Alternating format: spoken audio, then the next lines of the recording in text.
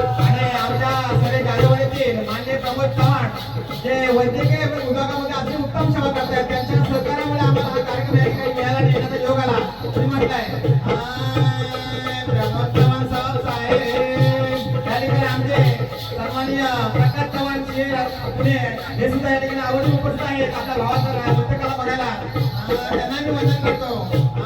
माननीय प्रमोद चव्हाण साहेब आलो चुकले त्यांच्या सेवेला जानकारी सौंदर्य मंदिर सेवेचा दर्शनाला जानकारी सौंदर्य मंदिर सेवेचा दर्शनाला